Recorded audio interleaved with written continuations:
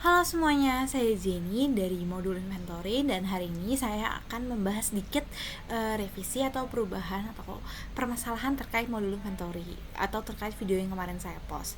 Nah, tujuannya video ini dapat memperkaya pengetahuan teman-teman lebih terkait modul inventory dan saya juga ingin memperbaiki sedikit kesalahan yang saya buat pada saat pengerjaan video modul inventory yang kemarin. Jadi, sedikit recap. Di sini di inventory itu kemarin kita sudah membuat dua warehouse, yaitu warehouse Pusat Margonda, di mana warehouse Pusat Margonda ini buy to resupply, jadi dia beli ke vendor. Kemudian ada warehouse cabang Kutek. Nah, dan dia ini adalah nge-resupply dari warehouse Pusat Margonda. Nah, kemarin kita juga udah mendefinisikan dari roots dari keduanya. Kemarin jadi pertama-tama dia ada buy dari jadi kalau destinationnya itu dari partner ke Margo Stock, dan setelah itu dia juga receive-nya itu kosong, source location destination-nya, karena dia tidak ada quality checking, tidak ada perpindahan location, dianggapnya udah diterima di Margo Stock aja gitu.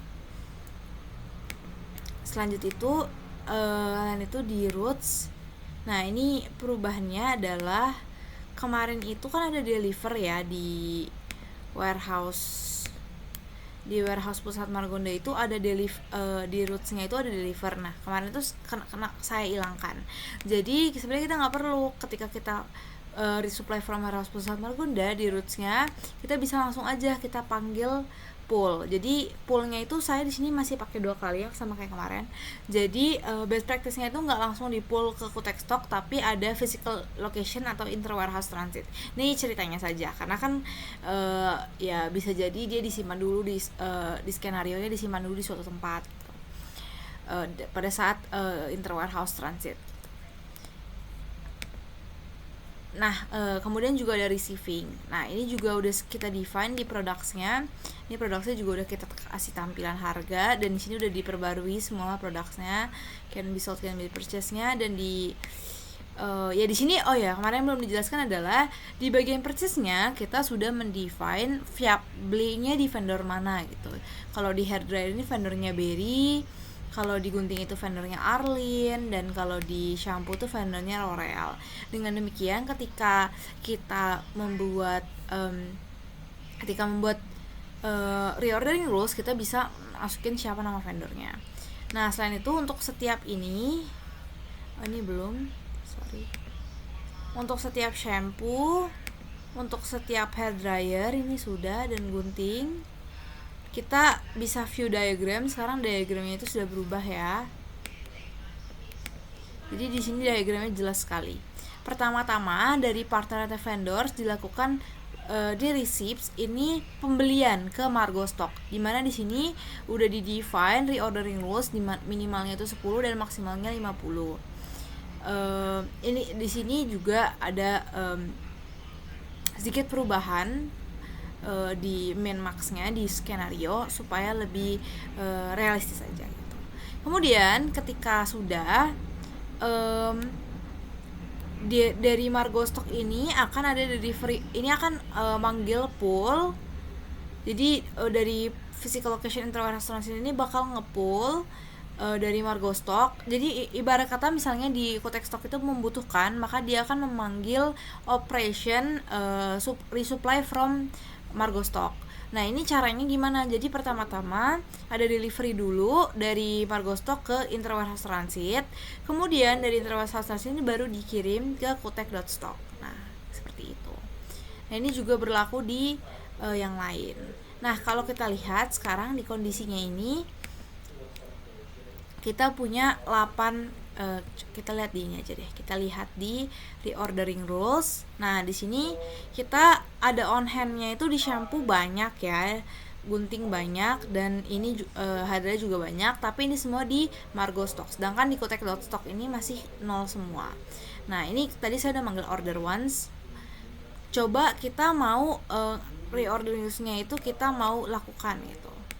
Nah, bisa dilihat bahwa inter warehouse transfer has been generated. Nah, kita bisa nih langsung ke sini. Nah, di delivery order di warehouse Pusat Margonda kita bisa cek bahwa di sini udah. Nah, ini sesuai dengan kita set ininya ya. Kita kenapa bisa dilihat bahwa yang menarik di sini adalah ketika kita stok di Margo Stock itu berlimpah, mereka ngesetnya bukan mereka ngeset jumlahnya secara otomatis itu set yang maksimal. Jadi maksimal produk yang harus dimiliki itu. Kayak misalnya gunting 50, hardware 50 dan shampoo 50. Nah, di sini kita anggap aja dia udah done. Ini jadi dari Margo Stock ke dari Margo Stock ke ini ya, ke inter-warehouse transfer. Kita validate. Oh wait, cancel. Ini 100. Kita nggak perlu back order. Nah, bisa dilihat kalau misalnya dia yang dibutuhkan itu, kan kemarin yang kita cobain itu dibutuhkan di ini ya, dibutuhkan di Margo. Jadi ada buy, jadi ada proses purchasing. Kalau ini yang dibutuhin kan di Kotek, jadi kita tinggal supply-nya doang, makanya nggak perlu ada pembelian, tapi langsung ada delivery orders yang terbuat. Bisa kita validate. Nah, ini udah dikirim. Nanti kalau apabila tervalidate, maka akan otomatis terbentuk juga nih. Nah, di receipts akan terbentuk juga pengiriman dari inter-warehouse ke Kotek stock. Bisa kita lihat di sini 50, di sini 100. Nah, setelahnya sudah dikirim, berhasil dikirim. Nah, kalau sudah dikirim, ini kan sudah semua ya. Kita bisa cek lagi di ordering rules. Nah, bisa dicek bahwa sekarang quantity on hand-nya sudah berubah, atau dia itu udah nggak perlu manggil apapun lagi, karena bisa dilihat bahwa minimal quantity dan maksimal quantity-nya semuanya sudah terpenuhi. Seperti itu. Nah, misal kita mau nyoba di sini yang belum kemarin saya bahas adalah dia itu reporting. Di reporting ini kita bisa ngecek banyak hal. Kita bisa ngecek quantity on hand. Nah, ini yang keren adalah kita bisa ngecek quantity on hand di masing-masing location. Di Kotek.stock, ada di Margo Stock gitu. Kita bisa ngecek.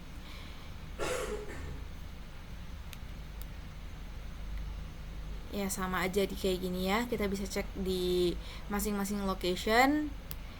Kita bisa klik inventory at date, confirm. Ini maksudnya ngasih tahu inventory yang sekarang atau yang di tanggal sekian berapa gitu. Nah, di sini kita bisa cek ya, yang tadi yang saya bilang kita bisa. Nah, di sini yang kerennya juga kita bisa ngecek ada inventory adjustment atau perubahan inventory gitu.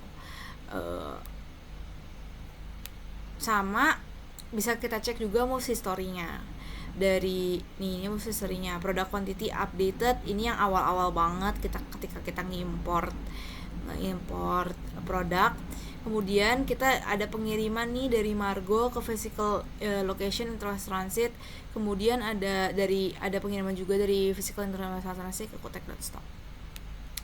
Mungkin itu aja yang bisa kita jelasin di inventory. Sebenarnya ada banyak hal sih yang bisa dibahas di inventory. Contohnya adalah put away rules.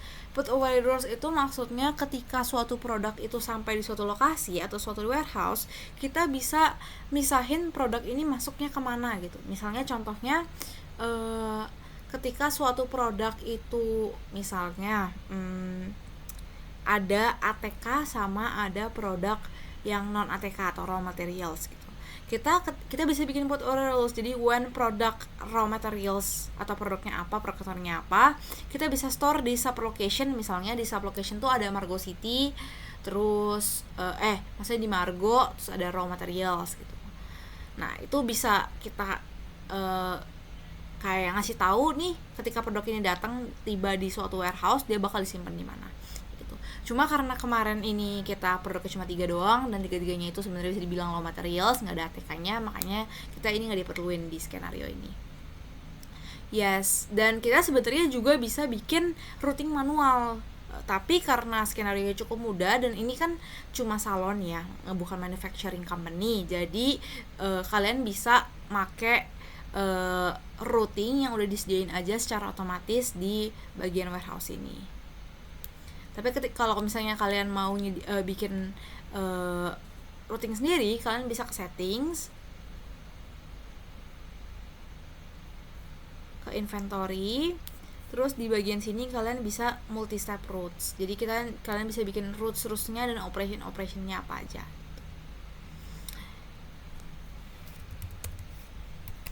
Mungkin sekian terkait inventory tambahannya dari saya. Semoga video ini dapat membantu dan berguna bagi teman-teman semua. Terima kasih.